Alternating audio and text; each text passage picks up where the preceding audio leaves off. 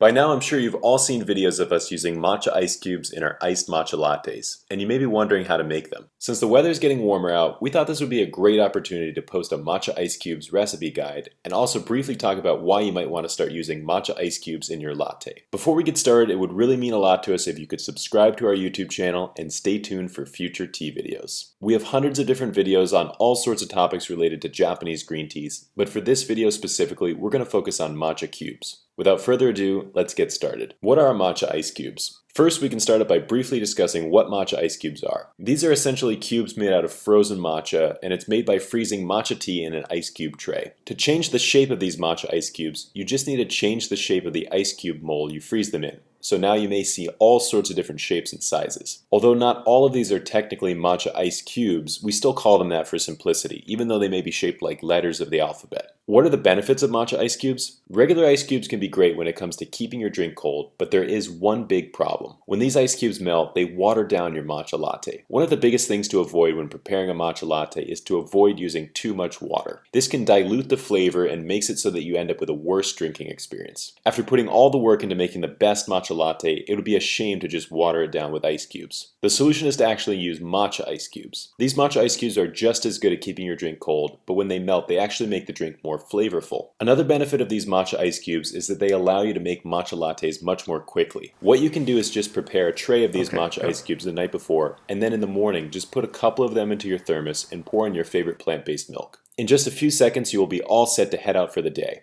As the ice cubes melt, they will add matcha flavor to the oat milk or the soy milk, and they brew your matcha latte over time. Instead of getting less flavorful, the latte will actually get more flavorful as the ice cubes melt. The matcha ice cubes are as versatile as they are cool. Once you have a few made up in your freezer, you can really add them to just about anything. Whether you're trying to add some matcha flavor to a smoothie or latte, or simply you want a better way to keep your matcha tea cold, the matcha ice cubes will open up a whole new world of possibilities for you. In the next section, we're going to walk you through the matcha ice cubes recipe and see how you can adapt the recipe to fit your needs. When it comes to a matcha ice cubes recipe, the steps are very simple. Let's do a brief overview and then we can walk you through more slowly later. First, you will want to make matcha tea, and then you pour it into an ice cube tray, and then you can freeze it overnight. There are only 3 basic steps in this matcha ice cubes recipe, but we can go over each one in further detail. Step 1. Making matcha tea for the ice cubes. The hardest part about the matcha ice cubes is just making the matcha tea itself. This only takes a minute or two, so don't be too intimidated. For this, we're going to need in total 1 cup of liquid to fill 12 ice cube slots in the ice cube tray. So we're going to tweak the normal matcha recipe a bit to produce a higher volume of matcha tea. All you have to do is sift 4 grams of matcha powder into a bowl or a measuring cup if you have one.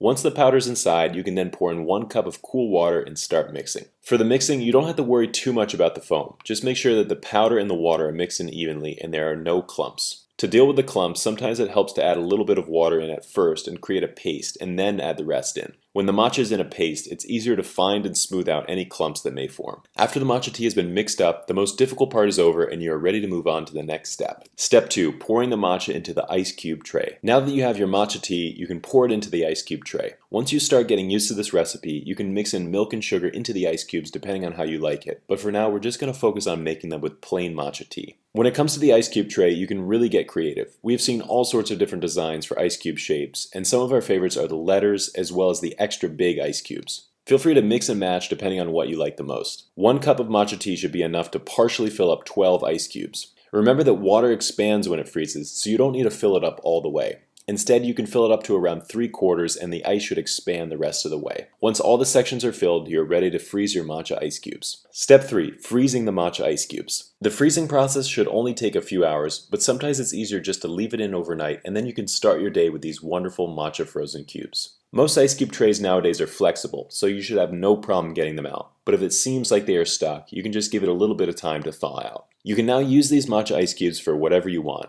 Use them in your matcha lattes or even your mixed drinks. It can also be nice to just have matcha in a solid form like this so you can easily add it to things. The only limit is your creativity. Are these the same as instant matcha cubes? While these matcha ice cubes do allow you to make great tasting matcha in a matter of seconds, they shouldn't be confused with the instant matcha cubes. This is another product we found that is a huge innovation in matcha technology. These instant matcha cubes are made out of freeze-dried, ceremonial-grade matcha tea. and they allow you to make great tasting matcha in seconds. All you need to do is stir them into water and you can instantly prepare a Japanese green tea. With the instant matcha cubes, you don't need to worry about things like getting the temperature right or getting the ratio right, and you don't even need special tools. All you need is some water and you are ready to go. You can even just prepare the tea in your water bottle when you're traveling. What's the best matcha to use for matcha ice cubes? When it comes to making the matcha ice cubes, you have two options. You can either go for the high quality ceremonial grade matcha, or you can use the slightly lower quality latte grade matcha. This decision comes down to what you're using the matcha cubes for. If you're planning on adding them to a matcha latte, a smoothie, or something that involves a lot of other flavorful ingredients, you can just use the latte grade matcha. We have found that when most people are using matcha ice cubes, it's for their iced matcha latte, so it's more likely than not that this is going to be the one that you use. If you're planning on adding the matcha ice cubes to mixed drinks or just adding it to some cold matcha tea to cool it off, you may want to go for the more premium stuff. The higher quality matcha tends to be more naturally smooth and sweet, which is really what you want when you're not adding any sweeteners to the tea. I hope you have found this short guide helpful. Whatever you end up making with your matcha ice cube creations, I hope you enjoy the recipe. If you have any questions, please feel free to leave a comment, a direct message, or an email, and we'll do our best to answer you as soon as we can. Until then, we'll see you next time.